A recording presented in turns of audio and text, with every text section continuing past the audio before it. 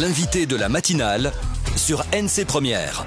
Et ce matin, nous recevons Philippe Michel, le président du nouveau groupe Calédonie Ensemble, les Républicains MPC. Thierry Belmont. Bonjour Philippe Michel. Bonjour. Le nouveau visage du Congrès est connu, il est conforme à vos attentes, vous l'avez dit durant le grand journal de 6h30, mais on ne peut pas ignorer que la plateforme a eu besoin du soutien de l'autre groupe loyaliste.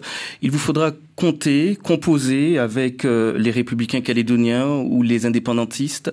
Ce sera difficile. D'abord, je voudrais souligner que ça fait 20 ans que plus aucun groupe politique au Congrès ne dispose à lui tout seul de la majorité absolue des voix du Congrès. Et pourtant, depuis 20 ans, nos institutions et au premier chef le Congrès fonctionnent. Qu'est-ce que ça veut dire ? Ça veut dire que dans tous les cas de figure, sur chacun des textes qui arrivent au Congrès, il faut d'une manière ou d'une autre trouver les consensus qui permettent de dégager les majorités, si ce n'est d'ailleurs les unanimités, parce qu'il y a beaucoup de textes au Congrès qui sont votés à l'unanimité. Et donc, de ce point de vue-là, la situation ne change pas. Au fil des années, les relations entre les uns et les autres ne se sont pas tendues ? On se connaît tous depuis longtemps, on se situe tous clairement les uns ou les autres, soit en faveur de l'indépendance, soit en faveur du maintien de la Nouvelle-Calédonie dans la France. On connaît tous les périodes d'agitation qui suivent et qui précèdent les différentes élections. Je crois qu'il faut que les choses, au lendemain des législatives, se stabilisent et se normalisent. Et puis surtout, parce que c'est ça que les Calédoniens attendent de nous, qu'on reprenne la gestion des affaires du pays après la parenthèse des législatives et puis qu'on garantisse la bonne sortie de l'accord de Nouméa. Alors, quel rôle chaque parti au sein de cette plateforme va jouer ? Comment faire prendre aujourd'hui la mayonnaise ? Parce que ce ne sera pas simple non plus au sein de cette plateforme. Non, je confirme que les choses ne seront pas simples. C'est pas la première fois qu'on essaie les uns et les autres de se rassembler pour assumer ensemble la gestion des institutions du pays. L'objet de cette plateforme, c'est de traiter le plus en amont possible des débats du Congrès, les dossiers qui arrivent sur le Congrès, et notamment sur les sujets sur lesquels nous avons des divergences les uns avec les autres.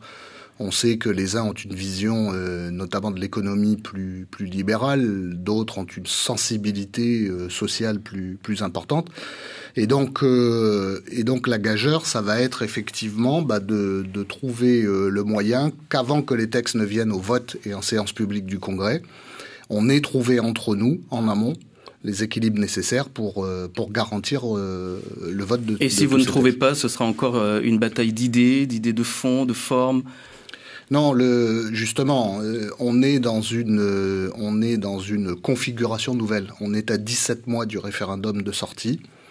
On a les uns et les autres certaines divergences d'appréciation sur certains sujets, mais on est tous convaincus qu'il faut qu'on trouve les consensus nécessaires sur ces différents sujets, parce que il ne faut à aucun prix que la gestion des affaires courantes n'obère, ne remette en cause ce qu'il y a de plus important pour nous et que nous partageons tous, c'est-à-dire notre capacité à faire en sorte que le référendum de sortie de l'accord de Nouméa se passe dans les meilleures conditions possibles. C'est un message que vous faites passer à certains ? Oui, entre autres. Oui. Quelles concessions Calédonie Ensemble est prête à faire ?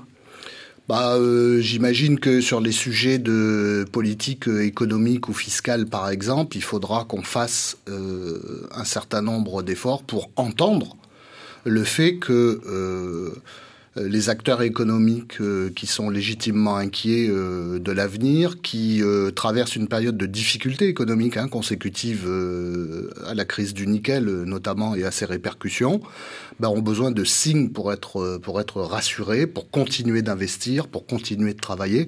Voilà, on entend parfaitement ce message. Donc il y aura des signes concrets, des aménagements possibles sur la loi compétitivité qui a fait beaucoup de remous ces derniers mois. Oui, tout à fait. On aura très prochainement au Congrès, à la fin du mois, un débat capital sur la mise en place de l'autorité de la concurrence, c'est-à-dire l'autorité qui est chargée de veiller donc à la régulation des prix et des marges en Nouvelle-Calédonie.